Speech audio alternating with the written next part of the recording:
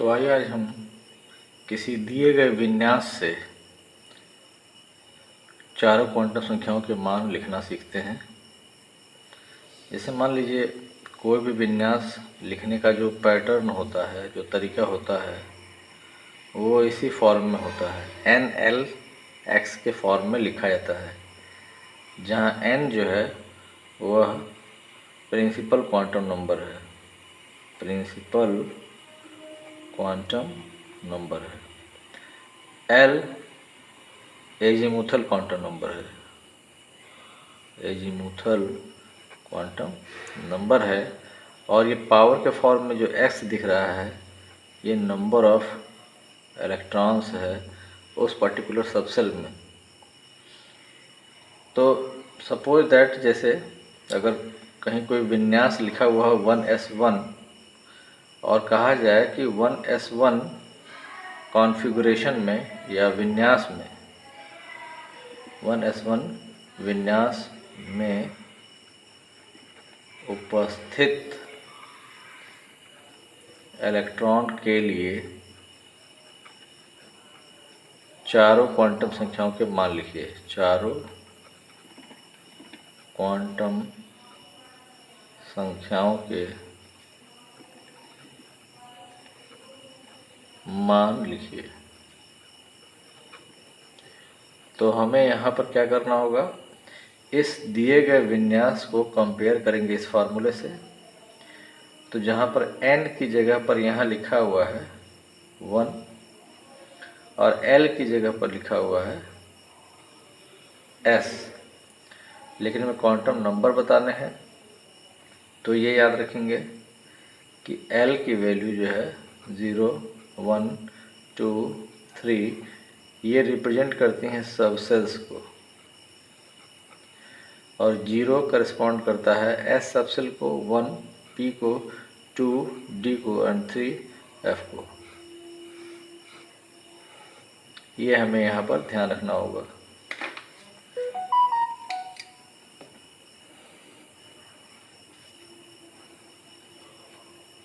है ना। तो यहाँ पर L की जगह पर S लिखा हुआ है, तो हम जो वैल्यू देंगे वो कितना देंगे, 0 लिखेंगे। ठीक है, यानी कि हमको क्वांटम नंबर्स बताने हैं। तो हमें इससे नंबर कैसे बताएंगे, तो n को इस कॉन्फ़िगरेशन में कंपेयर करेंगे यहाँ पर, तो 1 और L को कंपेयर करेंगे तो यहाँ S लिखा मिलेगा, लेकिन हमें उसको नंबर के फॉर्म में क्या जानते हैं, S represent to L equal to 0। ठीक है, और बाकी चीज़ें बताने के लिए हम, चूँकि यहाँ पर S में इलेक्ट्रॉन है तो S सबसेल में जो एक ही ऑर्बिटल होता है S ऑर्बिटल, और इसके लिए m की जो वैल्यू होती है वो 0 होती है, और इसमें इलेक्ट्रॉन कितना है, एक इलेक्ट्रॉन है। ठीक, तो यहाँ पर m की वैल्यू कितनी हो जाएगी, 0, और S इज इक्वल टू, चूँकि जो इसका स्पिन है वो ऊपर की तरफ अपवर्ड डायरेक्शन में दिया हुआ है, क्लॉकवाइज। तो अपवर्ड डायरेक्शन में जब इलेक्ट्रॉन फिल रहता है तो हम इसको कहते हैं कि क्लॉकवाइज स्पिन है इसकी, और S की जो वैल्यू होती है ऐसे केस में 1/2 प्लस साइन के साथ होती है। ठीक है, सेम प्रॉब्लम अगर सपोज दैट अगर हम लिख देते हैं कुछ और, सपोज दैट अगर ये लिखा हुआ 2s2 विन्यास में उपस्थित सभी इलेक्ट्रॉनों के लिए, तो 2s2 कॉन्फ़िगरेशन में उपस्थित सभी इलेक्ट्रॉनों के लिए चारों क्वांटम संख्याओं के मान लिखने हो, तो यहाँ पर 2s सबसेल में 2 इलेक्ट्रॉन हैं। अब इसको जब यहाँ पर भी वही चीज़ है, एक s ऑर्बिटल बनाएंगे, इस केस में भी 2 इलेक्ट्रॉन है, ये पहला इलेक्ट्रॉन और ये दूसरा इलेक्ट्रॉन। m की वैल्यू s ऑर्बिटल के लिए कितनी होती है, 0। ठीक है, इतनी बातें हुई। अब इसको हम कंपेयर कर लेते हैं NL-X से। तो n की जगह पर यहाँ लिखा है 2, n की वैल्यू हो जाएगी 2, और s लिखा है L की जगह पर, तो सेम वही चीज़ यहाँ पर भी हो गया। लेकिन चूँकि यहाँ पर 2 इलेक्ट्रॉन है और दोनों के लिए हमें लिखना है, तो फर्स्ट और सेकंड दोनों इलेक्ट्रॉन के लिए ये दोनों चीज़ें कॉमन होंगी। n और l की जो वैल्यू है, चूँकि दोनों इलेक्ट्रॉन 2s में है, तो n और l की वैल्यू इनके लिए क्या होगी, कॉमन होगी। लेकिन m और s की वैल्यू ये क्या होगी, दोनों के लिए डिफरेंट हो सकती है। लेकिन चूँकि दोनों ही इलेक्ट्रॉन एक ही ऑर्बिटल में है, दोनों इलेक्ट्रॉन एक ऑर्बिटल में है, तो m की वैल्यू भी क्या होगी इनके लिए, कॉमन ही होगी। वैल्यू क्या बदल जाएगी, तो for first electron, this is the first electron and this is the second electron, है ना। तो for first electron s is equal to plus half and for second electron s is equal to -1/2, ठीक है। तो ये हो गया। और ये जो तीनों वैल्यूज़ हैं n l m की वैल्यूज़, ये क्या होंगी, कॉमन है for both first and second electrons, है ना, ये कॉमन होगा। लेकिन s की वैल्यू क्या होगी, डिफरेंट होगी। तो हम इसको इस तरह से भी टेबुलेट कर सकते हैं कि फर्स्ट इलेक्ट्रॉन और सेकेंड इलेक्ट्रॉन और उनके लिए n l m s की वैल्यू के लिए एक टेबल भी हम यहाँ पर ड्रॉ कर सकते हैं, है ना। इस तरह से हम इसमें क्या कर सकते हैं, एक टेबल भी ड्रॉ कर सकते हैं। फर्स्ट इलेक्ट्रॉन और सेकेंड इलेक्ट्रॉन के लिए n l m की वैल्यू सेम है, तो हम इसको ऐसे फिल कर सकते हैं। और s की वैल्यू फर्स्ट इलेक्ट्रॉन के लिए +1/2 है और सेकेंड के लिए -1/2, तो इसको हम ऐसे भी दिखा सकते हैं, ठीक है। जैसे से फॉर एग्जांपल हम दूसरा कुछ लेते हैं, जिसे हमने लिखा 3p4 में उपस्थित चौथे इलेक्ट्रॉन के लिए, 3p4 में 4 इलेक्ट्रॉन है, में उपस्थित चौथे इलेक्ट्रॉन के लिए चारों क्वांटम संख्याओं के मान लिखने हैं। तो हम क्या करेंगे, पहले p सबसेल ड्रॉ कर लेंगे, ठीक है। और इनके लिए m की जो वैल्यूज़ होती हैं -1, 0 एंड +1, ये लिख लेंगे, ठीक है। अब हम क्या करेंगे, इसमें इलेक्ट्रॉन भरेंगे, 4 इलेक्ट्रॉन है, तो 1 2 3 और 4। ये जो इलेक्ट्रॉन भरने का जो पैटर्न है, इस पैटर्न को हून्स रूल कहा जाता है।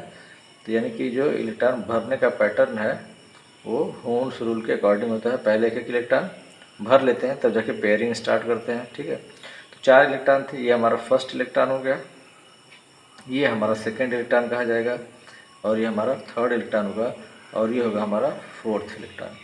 और चूँकि हमसे n-l-m-s की वैल्यू जो पूछी गई है फोर्थ इलेक्ट्रॉन के लिए पूछी गई है, तो हम क्या करेंगे, पहले इसको कंपेयर करेंगे किससे, n-l-x फार्मूले से।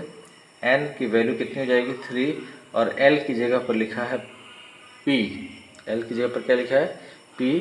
तो l की जगह पर अगर p लिखा हुआ है सबसेल, तो उसके लिए वैल्यू कितनी होगी, 1 हो जाएगी, ठीक है।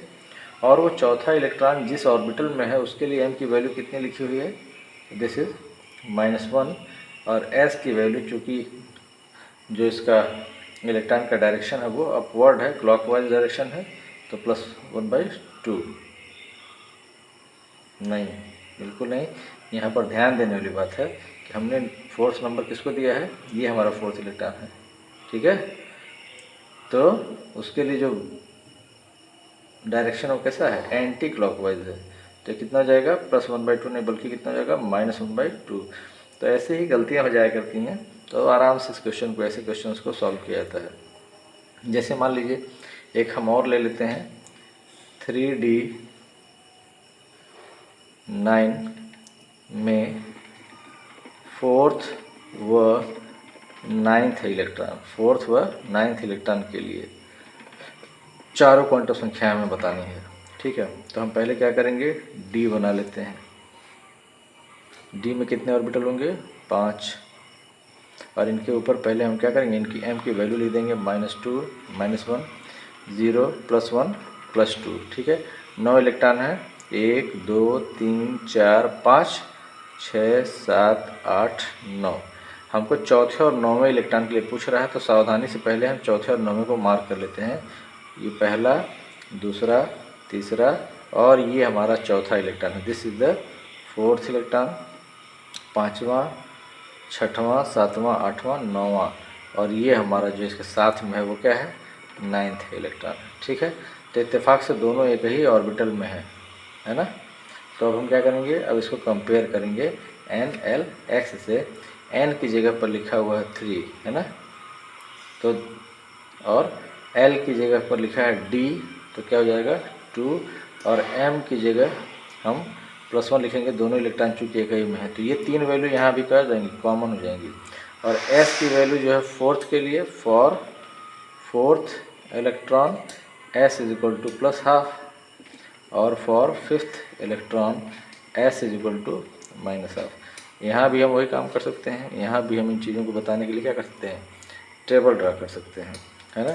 टेबल ड्रा कैसे करते हैं, वही चीज़ 4th इलेक्ट्रॉन और 9th electron, sorry this is the 9th electron, है ना, this was 9th electron. 4th electron और 9th इलेक्ट्रॉन के लिए N, L, M और S की वैल्यू बतानी है, तो हम N, L, M की वैल्यू कॉमन है, 3, 2 + 1, 3, 2 + 1, और ये हो जाएगा कितना +½ इसके लिए, और ये हो जाएगा -½ जैसे मान लो हम इसी में एक और बढ़ा देते हैं कि 4th 9वें के साथ साथ हम 7th इलेक्ट्रॉन की भी अगर बात करें, तो हमारा 7th इलेक्ट्रॉन कौन होगा, 1, 2, 3, 4, 5, 6, 7, this will be 7th electron.